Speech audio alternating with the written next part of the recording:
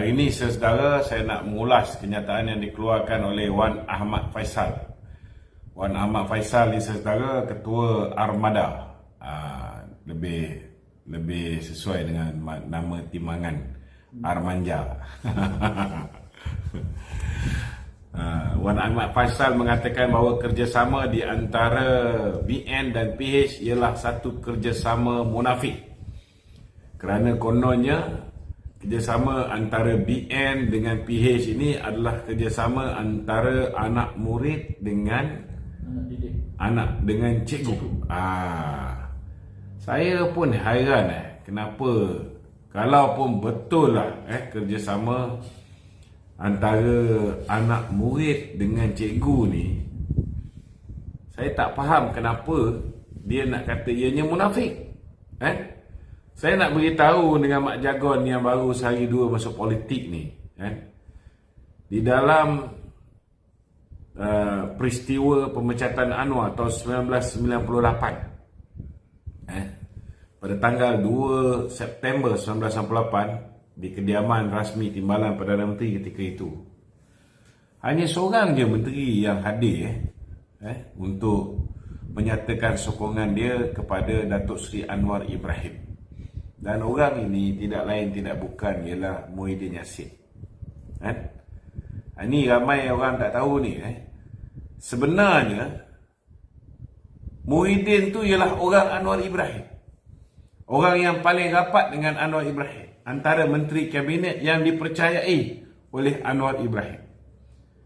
Dan dia tak takut untuk datang menyatakan sokongan padu dia kepada Anwar, walaupun Anwar ketika itu berperang dengan Tun Dr. Mahathir Perdana Menteri yang semua orang tahu paling diktator dan paling berkuasa, yang dikenali sebagai Maha Zalim dan dikenali sebagai Maha Fir'aun. Ini Mak Jagon dia tak tahu sebab dia baru masuk politik, baru sehari dua dalam politik, dan dia kata kerjasama ni munafik. Jadi kalaulah ketika pada November 2022, ketika rakyat memutuskan tidak bagi peluang untuk mana-mana parti politik membentuk kerajaan secara bersendirian, sehingga menyebabkan ke bawah duli tuanku terpaksa mencadangkan supaya Perikatan Nasional bekerjasama dengan Pakatan Harapan. Kalaulah pada hari tersebut Muhyiddin tidak dikurniakan kebodohan, kalaulah tiba-tiba pada hari tersebut Allah Ta'ala kurniakan kebijaksanaan kepada Muhyiddin, daripada engkau jadi kluster mahkamah, lebih baiklah kau ambil jawatan Timbalan Perdana Menteri. Lagipun parti kau cuma dapat nombor 2 kursi terbanyak, nombor 1 kursi terbanyak dapat Pakatan Harapan. Parti Anwar Ibrahim 82 kursi, parti kamu cuma dapat 73 je ketika itu. Kalau ketika itu nak tanyalah dengan Mak Jagon ni, kalau ketika itu Muhyiddin dia fikir tentang Islam, dia fikir tentang orang Melayu, katalah ketika itu dia fikir tak apalah, aku dapat Timbalan Perdana Menteri pun tak apa, janji ini kerajaan ada lebih 2/3 orang Melayu Islam di dalam kerajaan tersebut. 74 orang, mula 73, menang di Padang Serai 74, campur dengan 29 orang Islam ahli parlimen dalam Pakatan Harapan, maknanya ada 103 orang Islam, hanya 53 bukan Islam. Kalau ketika itu tiba-tiba Muhyiddin diberikan kebijaksanaan untuk memikir Islam dulu, memikir tentang Melayu dulu, berbanding dengan dia punya nafsu serakah dia nak menjadi Perdana Menteri, saya nak tanya dengan Mak Jagon, adakah dia akan kata kerjasama antara Perikatan Nasional dengan Pakatan Harapan adalah kerjasama munafik? Sebab Muhyiddin ini bukan setakat anak murid, dia anak didik Anwar. Anwar ketua pemuda, dia esko. Anwar Timbalan Perdana Menteri, dia pernah menjadi menteri, dia pun pernah menjadi menteri besar. Jadi cakap tu biarlah pakai otak sikit, jangan ikut cakap sesuka hati mengikut kepala lutut dia. Bahaya Mak Jagon ni. Kalau jumpa dia jangan terlanggar lutut dia. Okey. Kita buka pada sesi soal jawab.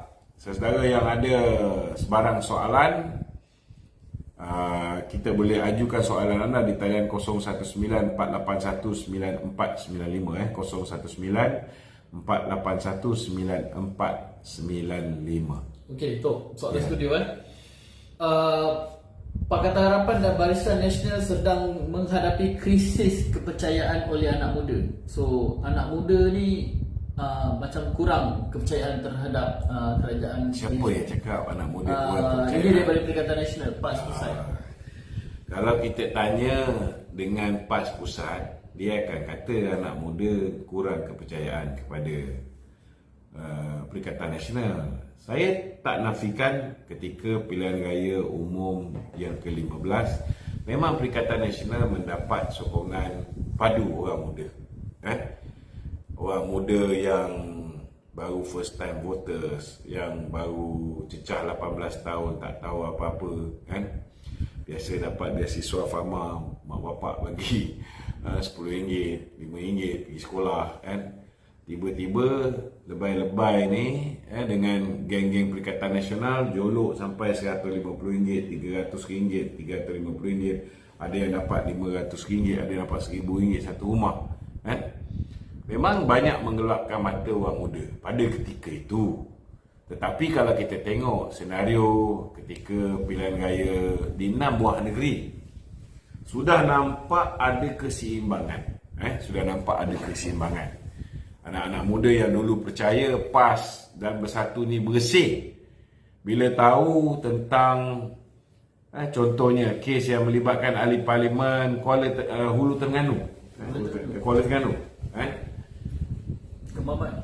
Begitu juga masa tu belum Kemaman lagi. Begitu juga dengan apa yang berlaku di Marang. Tapi Marang punya nasib baik sebab saksi dia lagi.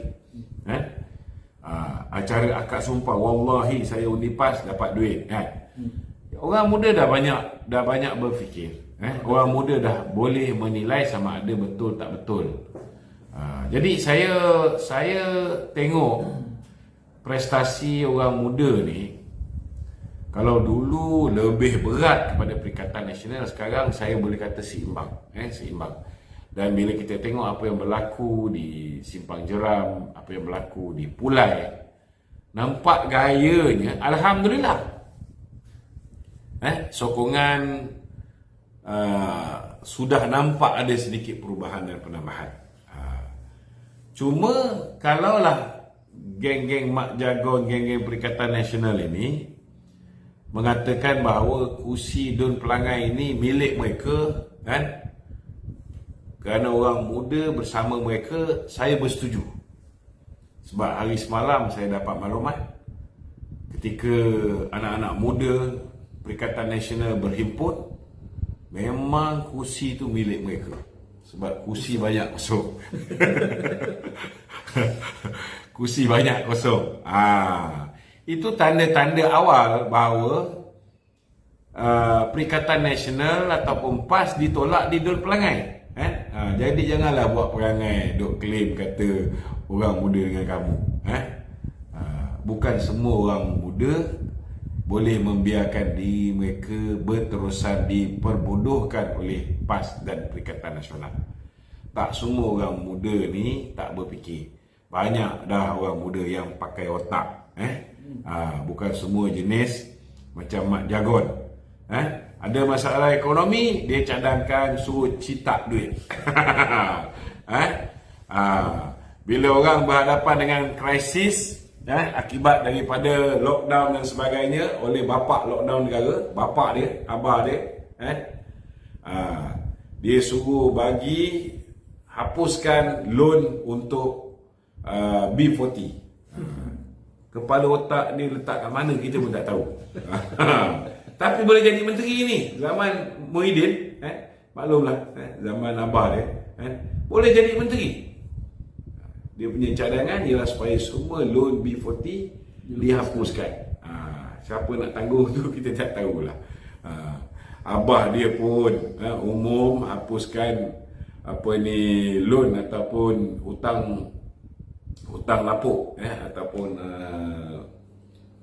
hutang tanaman semula untuk peroka Felda pun dia umum je hutang tu dilupuskan, tapi Felda yang kena ambil tanggungjawab, kena terbitkan suku, tapi dia tak ambil tanggungjawab pun nak bayar balik suku tu.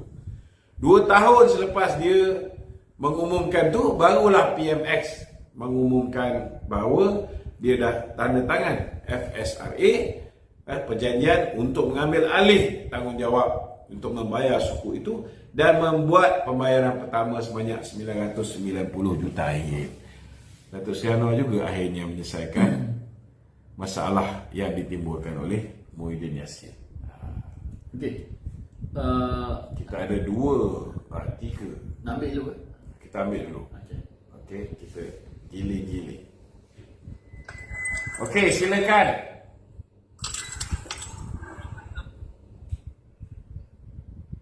Sayangi makhluk Allah. Assalamualaikum. Waalaikumsalam warahmatullahi. Salam perpaduan. Saya nak tanya sikit. Salam perpaduan. Dengan Datuk Rahman. Ya. Adakah peluang dekat Duk Pelangai ni So tutup. macam dekat Johor? Sebab peluang dekat Johor kita tengok pergilah kita berjaya.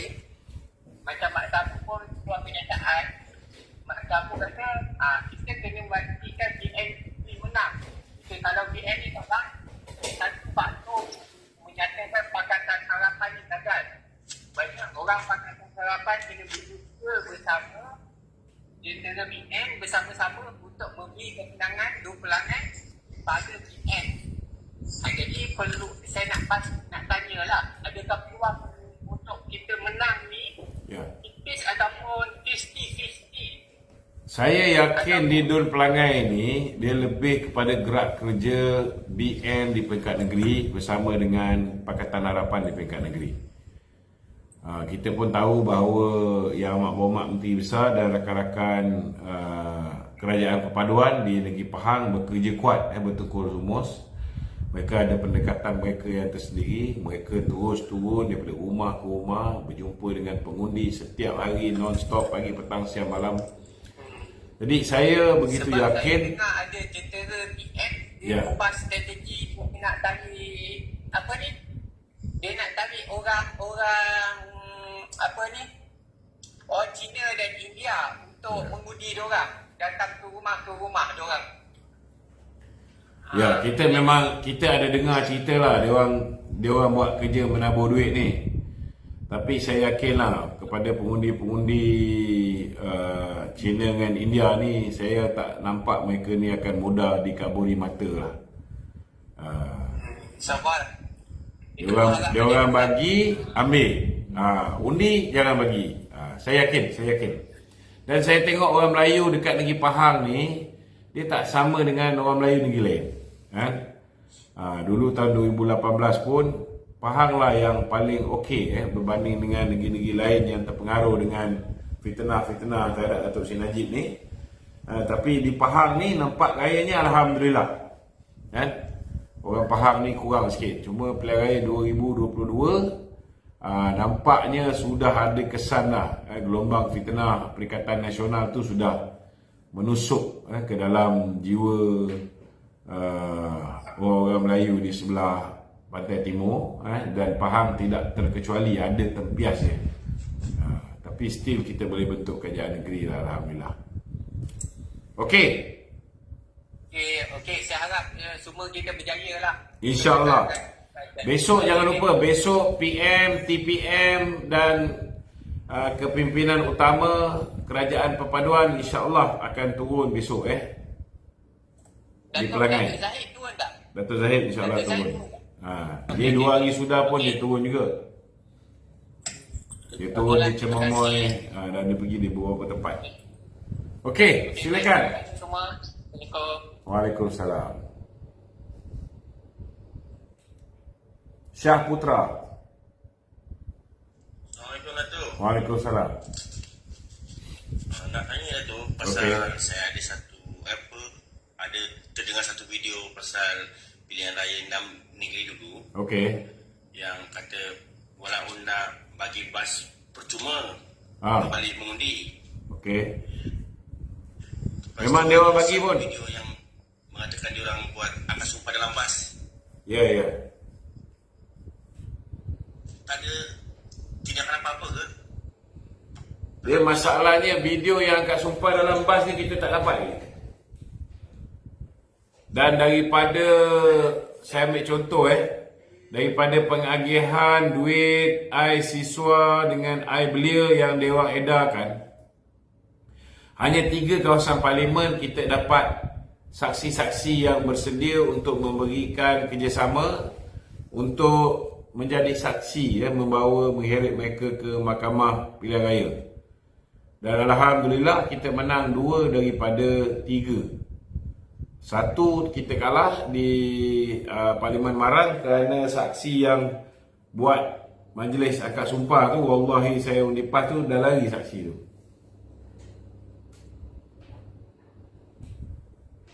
Okey? Okey, Datuk. Itu je. Alright. Maizan, silakan Maizan. Assalamualaikum Datuk. Waalaikumsalam. Maizan daripada Syarab Datuk. Okey. Saya dah 2 kali pergi pelangai tu. Okey. Saya tengok saya rasa kerja perpenduan ni kali ni saya rasa frankly ini personally cakap it's the best lah. The best kerjaan so far.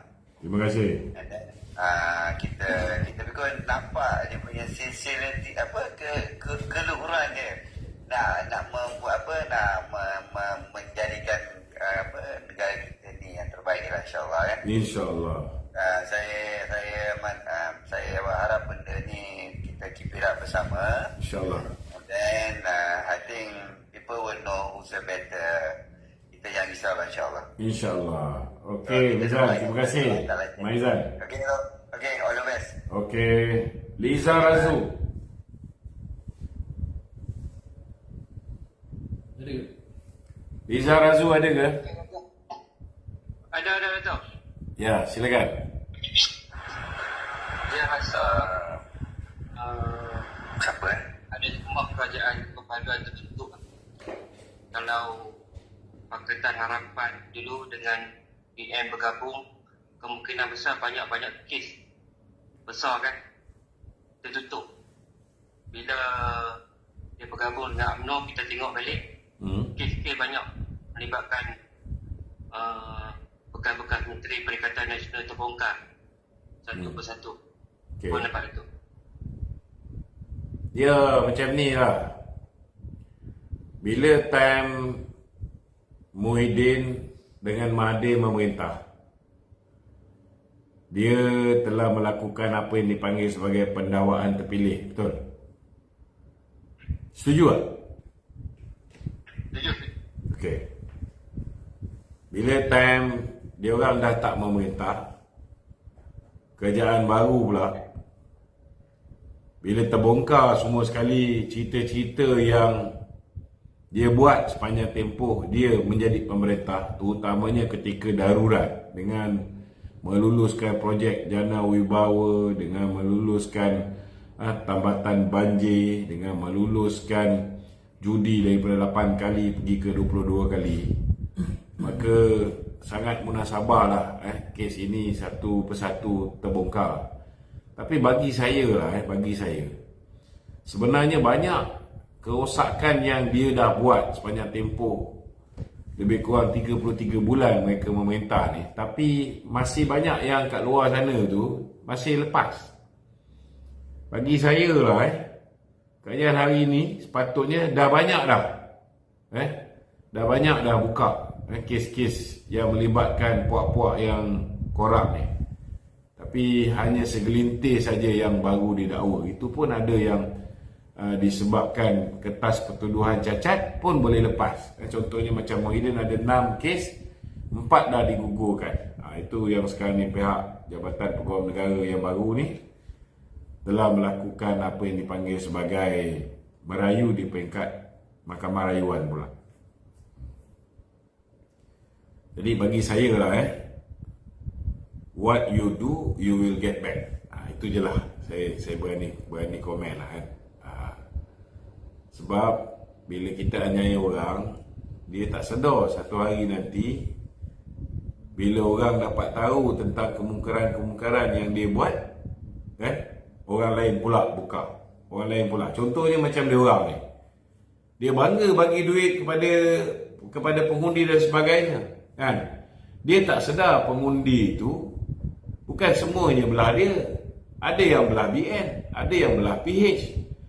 So bila dia orang ni terima duit, dia orang setuju bagi pengakuan kepada pihak SPRM dan sebagainya, maka akhirnya mahkamah memutuskan supaya pilihan raya di Kuala Terengganu dan juga pilihan raya di Kemaman ni diadakan semula. Cuma yang peliknya, kan, kalau mahkamah mengesahkan dua orang manusia ini, dua orang calon PAS ini merasuah pengundi, tetapi kenapa dua orang ni tak didakwa di mahkamah? Dan yang lagi pelik, dia orang dua orang ni boleh bertanding semula. Seorang dah confirm bertanding dan menang pula. Jadi apa guna, apa guna kita pergi tangkap orang yang merasuah ni, lepas tu kita benarkan dia bertanding semula dan dia boleh jadi ahli parlimen balik. So di mana nilai integriti dia orang ni? Benda ni sepatutnya patut dikaji dengan mendalam lah. Saya dah cakap, kan, sewajarnya mereka yang didapati bersalah kerana merasuah pengundi tak dibenarkan untuk bertanding satu penggal, puan-puan. Dan parti dia tu pun sepatutnya hilang kelayakan untuk bertanding untuk penggal tersebut. Tunggu lagi satu election. Kalau misalnya sesiapa pun yang bagi rasuah, dia punya kemenangan dibatalkan tapi dia masih lagi ada hak untuk bertanding semula dan boleh menang balik, it's a waste of time. Bagi saya lah, bagi saya, pandangan saya. Okey? Ada lagi? Basir Kadir.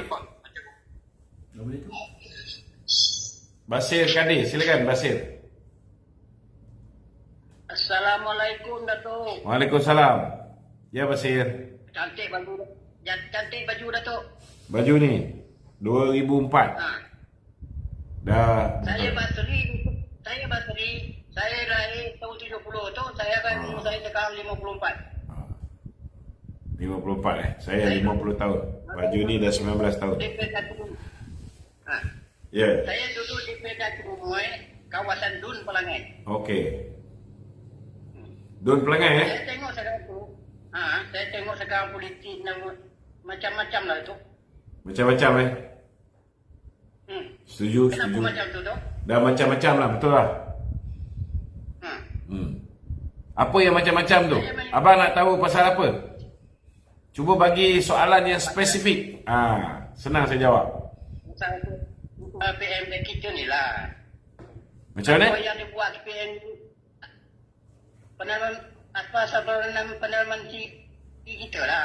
Perdana Menteri kita buat apa tu? Semua yang dibuat kebaikan Perdana Menteri, satu pun dia orang tak terima, kenapa tu? Itu soalan yang cukup bagus. Sebab dia orang nak puak dia jadi Perdana Menteri. Ini kita kena faham. Kan?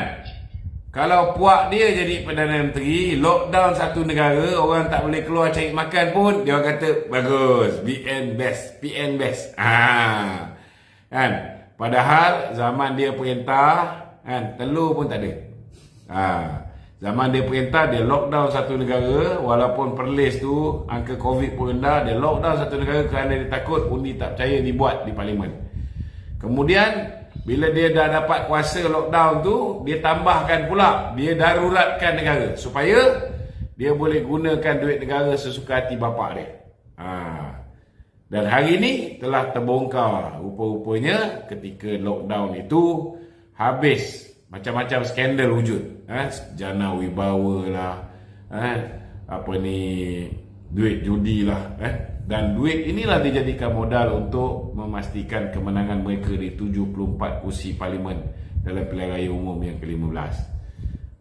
Dan duit ini pula digunakan untuk memenangkan di 3 buah negeri dalam pilihan raya di 6 buah negeri baru-baru ni. Inilah realiti dia. Selagi Datuk Seri Anwar menjadi Perdana Menteri, selagi itulah mereka akan takkan duduk diam, mereka akan buat kerja macam kerengga. Mereka akan buat kerja cuba menjatuhkan negara ni. Cuba menjatuhkan kerajaan. Okey. Lagi satu soalan tu. Baru ni di Pelangai, waktu ceramah Pelangai, ada satu pendekar dari Kedah lah, orang kuat Kedah lah datang Pelangai. Itu bukan pendekar, itu badut sarkas. Dia cakap stop. Kesalahan orang dia tahu. Yang buat kesalahan mencarut-carut tu tak apa. Itu yang saya ingat sikit lah, kenapa macam tu. Yalah, dia nak buat macam mana? Orang PAS memang suka orang yang menipu, mencarut, memaki hamun orang. Lepas tu buat kerja-kerja menjarah tanah-tanah, menjarah balak, macam-macam. Orang ni tak ada masalah benda-benda macam tu. Sampai boleh menang, bersih dia sapu negeri Kedah tu. Inilah realiti dia. Tapi insyaAllah lah tu, di Pelangai ni saya tengok. InsyaAllah. Pelangai tak ada masalah. Abang orang Pelangai kan? Pelangai. Tolong pastikan kawan-kawan dekat Pelangai ni semua mengundi Barisan Nasional. Yang penting sekali kena keluar mengundi tu bang. Kalau tak ada 65% orang-orang kita keluar mengundi, sangat bahaya. Saya risau takut boleh kalah. Sebab pilihan raya kecil ni orang tak suka keluar mengundi. Jadi macam mana pun kita kena suruh anak kita, isteri kita, adik-beradik kita yang duduk jauh, yang berada di luar kawasan, pastikan mereka kena balik mengundi di Dun Pelangai. Tak ada 65% keluar mengundi, alamat payah kita nak menang. Kena ingat ni. Dan kenang sikit lah kawan-kawan kita yang bertungkus lumus, macam Menteri Besar Pahang semua, bertungkus lumus. Dia pengarah pilihan raya untuk memastikan kemenangan. Datuk Zahid pun turun, Datuk Seri Anwar pun besok turun, YB Mak Sabu pun dah turun dan besok turun lagi. Kita pastikan kita boleh menang Pelangai ni, insyaAllah. Okey, terima kasih Cik Basri. Soalan studio dulu tu. Okey, kita buat soalan di studio pula. Hamzah hari ini dalam kenyataan beliau, dia mengatakan kerajaan sekarang ni kerajaan gagal. Sebab apa dia kata kerajaan gagal? Sebab kerajaan tak mampu nak kawal nilai ringgit semakin jatuh itu. Ada komen sikit. Komen saya senang saja. Sebaik saja Muhyiddin lockdown negara ni, apa yang tak jadi kepada kerajaan kita. Bukan setakat mata wang kita jatuh teruk, bursa saham Kuala Lumpur jatuh teruk, foreign direct investment jatuh teruk, kita punya kadar hutang meningkat dengan dahsyat sekali. Kita punya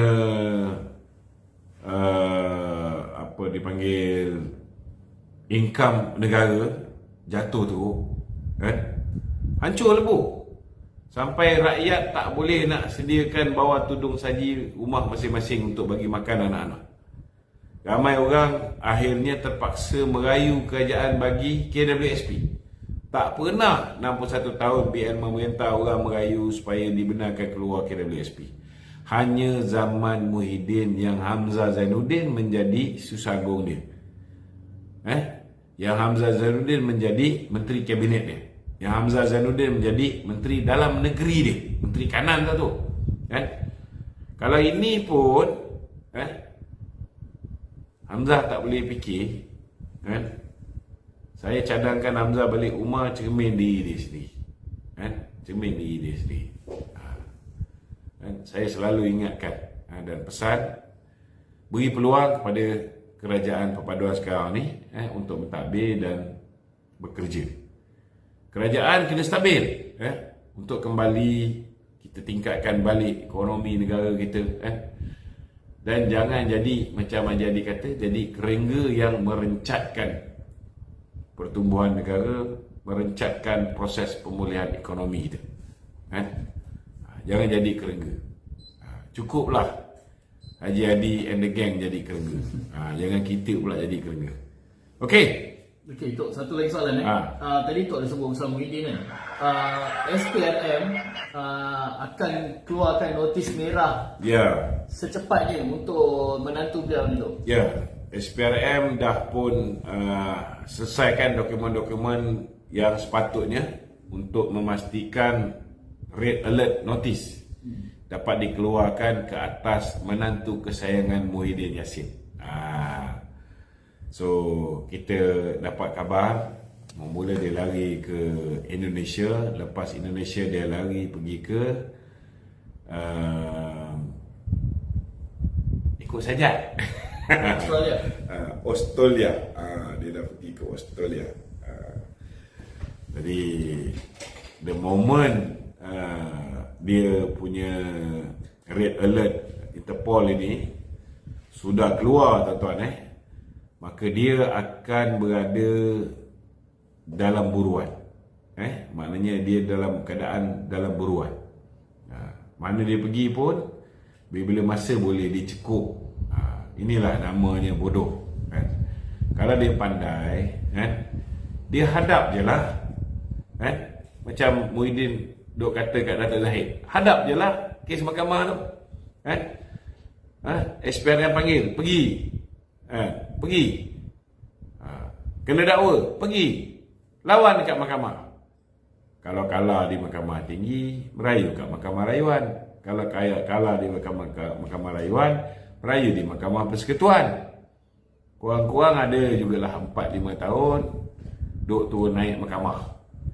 Kalau dah keluar notis ni, saudara, selepas ini kalau dia ditangkap, katalah dia ditangkap di Australia contohnya, selepas ini dia terus akan dibawa balik, diekstradisi ke Malaysia, dibawa balik, dicas di mahkamah. Dan dia, saya boleh jamin lah tuan-tuan, hampir pasti takkan dapat ikat jamin. Sebab dia dah lari. Ini bodohnya. Sepatutnya dia hadap, biarkan diri dia didakwa di mahkamah. Duit pun banyak, kau bayar je lah ikat jamin tu. Kau turun naik mahkamah lepas 5 tahun. Mungkin bapak kau pun, kalau na'udzubillah min zalik, boleh jadi Perdana Menteri balik. Dah selamat. Tapi kalau lepas ini dapat je notis red alert ni, saudara, dia dapat je perintah ekstradisi, tangkap, bawa balik, dia terus akan duduk dalam penjara sampai selesai kes dia. Jadi cerdik ke tak cerdik, tuan-tuan? Orang macam ni lah. Banyak nasihat-nasihat, dia mungkin banyak dapat nasihat daripada Cikgu Bat kan.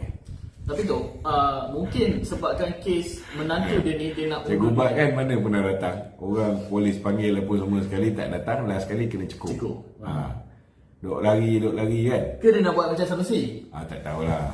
Dia nak perjuangan rakyat. Okey. Tapi tu, adakah sebab kes menantu dia ni, Muhyiddin kita nampak kendor sikit politik dia ni tu? Politik Muhyiddin kendor ni bukan pasal menantu dia saja, kan. Sebenarnya dia orang ni memang create punching bag baru. Sebab dia orang dah tahu Muhyiddin ni liability. Pertama sebab dia didakwa di mahkamah. Kedua sebab nampak sangat lah ada benda yang dia sembunyikan sampai nak kena suruh dia punya menantu lari pasal apa. Kalau kau lari je, dari segi politik kau habis. Mungkin ada terkait. Siapa nak percaya? Siapa nak percaya dengan diri kamu? Kalau menantu kamu lari daripada didakwa di mahkamah. Siapa nak percaya? Jadi itu sebabnya PAS pun hari ini cuba nak mengurangkan fungsi Muhyiddin. Dia cuba nak bawa punching bag yang dah tak berguna nama Mahathir Mohamad. Jadi orang duk bantai Mahathir Mohamad. Kita jangan bazir masa bantai Mahathir. Sebab apa? Sebab Mahathir ni deposit pilihan raya pun dah tak ada. Betul. Hilang. Dan Mahathir bukan ahli parlimen. Sekarang baru dia nak bertanding kat Langkawi lah. Kan? Jadi ya. Tak tahulah, itu nak kena tanya Suhaimi ya. Tapi tu ada kemungkinan ke camp Hamzah versus camp Muhyiddin di dalam bersatu tu? Sudah berlaku pun. Dah berlaku Dah lama dah. Hamzah ni 2 kali dah nak kena pecat jadi Susah Agung. Jadi Daripada zaman dia orang perintah lagi. Jadi nampaklah Hamzah ni bakal pengganti Muhyiddin Zaman Mak Sabri menjadi Perdana Menteri.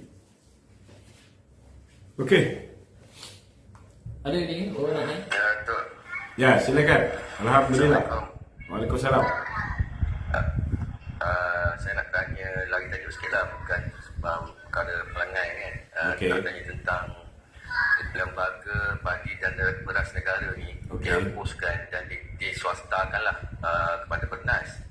Jadi mungkin saya tak sempat lah masa zaman lembaga padi dan beras negara ni ada wujud fungsi-fungsi dia dan kenapa dia diswastakan dan efek daripada Bernas menandatangani 10 tahun lagi untuk dengan Ronald Kiani yang sebelum ni kan efek dia yang mengawal harga beras import, beras padan semua. Jadi kenapa tak guna je okey, kenapa tak ikut je lembaga padi dan negara, kenapa diswastakan lah?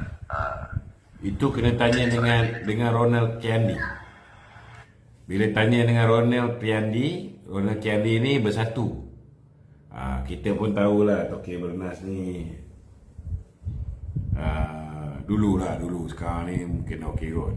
Tokey Bernas ni dulu pun orang kuat Muhyiddin juga kan? Orang kuat Mahathir. So saya tak nak komen lah kan?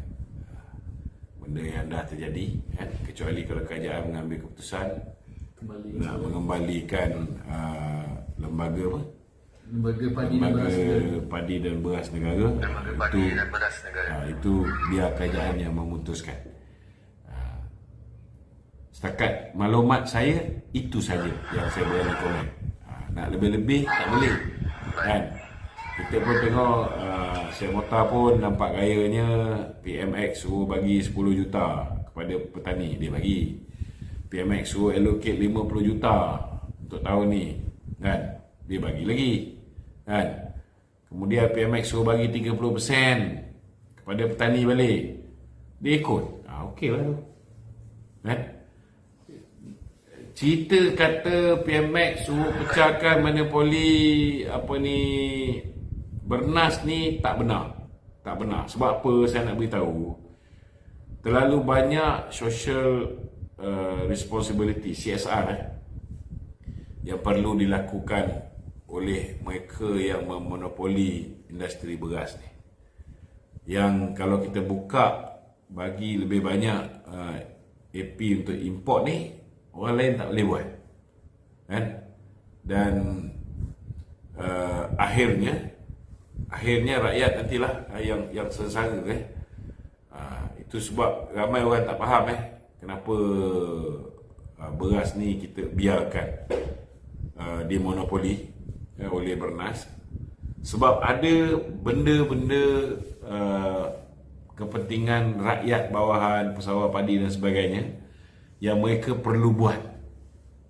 Yang ini syarikat-syarikat biasa tak boleh buat. Okey? Silakan. Terima kasih. Okey, sama. Okey. Soalan studio. Okey. Tadi ada kenyataan daripada Zahid Hamidi dipetik oleh Malaysia Kini. Dia kata rombakan kabinet mungkin berlaku dalam masa terdekat ni. Kita dah komen pasal sebelum ni berkenaan dengan rombakan kabinet kan. Tapi berkemungkinan akan ada pertukaran besar tu. Betul ke? Kau tanya macam aku ni Perdana Menteri. Mungkin dah tahu rumah. Tak, bagi saya sekarang ni kerajaan Datuk Seri Anwar ni dia ada 147 orang. Okey? Dan dia dah menilai prestasi menteri-menteri dia lebih kurang berapa bulan dah? 8 hingga 9 bulan. Betul tak? Biasanya 100 hari pertama pun dah boleh nilai dah. Tapi sekarang ni dah 3 kali 100 hari tu lebih kurang. Maknanya dah dekat 300 hari. sudah pastilah Datuk Seri Anwar tahu di mana kelebihan kabinet dia, di mana kekurangan kabinet dia. Maka kalau dia rasa yang mana yang bagus, dia nak upgrade pergi ke tempat yang lebih strategik, itu hak dia. Kabinet ini dia full prerogatif Perdana Menteri. Cuma disebabkan sekarang ni kerajaan kita kerajaan campuran. Dia tidaklah 100% full prerogatif Perdana Menteri macam dulu, macam BN Perintah 61 tahun. Kelebihan Datuk Seri Anwar bila dia nak buat keputusan, bagusnya dia tidak mengulangi kesilapan Muhyiddin Yassin. Dan dia pun tak buat macam mana Pak Mai buat. Bagusnya Datuk Seri Anwar ni dia berunding dengan ketua-ketua parti, dan bila dia buat keputusan, maknanya dia juga, kalau contohnya wakil daripada UMNO, dia tak pandai-pandai letak wakil daripada UMNO yang orang dia. Dia akan ambil daripada cadangan Presiden UMNO. Kalau daripada GPS, GRS juga sama, daripada cadangan presiden-presiden ataupun pengurusi parti-parti tersebut. So kita tunggu je lah. Saya yakin dia kebarangkalian untuk jumlah kementerian tu ditambah, nampak gayanya terpaksa berlaku. Sudah pasti, sebab kerja banyak. Kerja ni banyak. Ada contohnya kan kementerian-kementerian yang besar besar. Contohnya macam Kementerian Sumber Asli. Kementerian ni besar. Kemungkinan besar ada potensi. Ini pandangan saya kan. Mungkin betul, mungkin tak betul. Ada kemungkinan, ada potensi dijadikan 2 kementerian. Sama juga sama Muhyiddin dulu. Kementerian Kementerian Sains, Teknologi, Tenaga dan Alam Sekitar.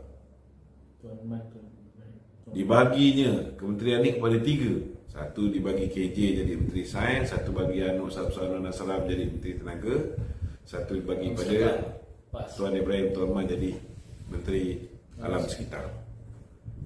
Jadi Datuk Seri Anwar pun dah tahu dah keadaan. Sekarang ni disebabkan kabinet terlalu kecil, so beban kerja tu terpaksa ditanggung oleh menteri itu banyak sangat. So akhirnya mungkin ada setengah-setengah tak berapa efisien. So kalau perlu ditanggungjawab tu diagihkan kepada 2 orang, mungkin tak sampai macam zaman Muhyiddin lah, satu kementerian dipecah jadi 3 kan. Tapi kalau dipecah jadi 2, munasabah kan? Ada kemungkinan juga berlaku rombakan di beberapa kementerian. Orang ni dulu kat kementerian ni dipindahkan pergi tempat lain yang lebih sesuai kan? Ada setengah-setengah tempat yang memerlukan ketegasan, mungkin dia ambil watak yang lebih tegas untuk duduk di situ kan? So kita serah pada budi bicara Perdana Menteri. Dan Datuk, lepas dah ada kabinet, baru kita mungkin boleh ulas. Datuk, ada kemungkinan besar Kementerian Wilayah diwujudkan semula? Kemungkinan besar Kementerian Wilayah diwujudkan semula. Sebenarnya Kementerian Wilayah tu masih ada, cuma dia panggil Jabatan Wilayah Persekutuan. Tapi dia ada KSU. Cuma KSU dia tak dipanggil Ketua Setiausaha, dipanggil Ketua Pengarah Jabatan Wilayah Persekutuan. Oh, dia jabatan bawah Jabatan Perdana Menteri. Tapi peranan dia sama macam sebuah kementerian. So tukar nama je. Dulu tak ada. Dulu Datuk Seri Anwar pegang. Sekarang ni Datuk Seri Anwar nak pergi ke sana ke sini, nak dapatkan foreign direct investment, nak pulihkan balik hubungan diplomatik Malaysia dengan negara-negara jiran, negara-negara luar. So banyak benda lah dia nak kena jumpa dengan para pelabur dan sebagainya. Tak mustahil juga, mungkin boleh juga wujud jawatan Menteri Kewangan kedua. Possible. Okey. Satu tu pasal pelangai ni tu PAS mendakwa ada ahli-ahli UMNO yang masuk PAS, lebih kurang dalam 30 orang masuk PAS, dan dia kata ini adalah gelombang yang akan membara di pelangai. Bagi saya 30 orang ni lah, 30 orang manusia bingai yang percaya masuk PAS masuk syurga agaknya. Pembersihan dosa. Kalau setakat 30 orang ni, daripada berapa 34 juta orang, 30 orang je PAS dapat ahli dan dia kecoh, dia bising, maknanya dah berat sangat tu. Sebab ahli UMNO ni bertambah beribu orang setiap bulan. Kalau setakat 30 orang tu dia boleh jadikan story. Tenat agaknya PAS ni. Okey. Ada soalan lain daripada puak-puak lebay malam? Tak ada ke walaun ni nak masuk? Lama dah tak dengar walaun ni.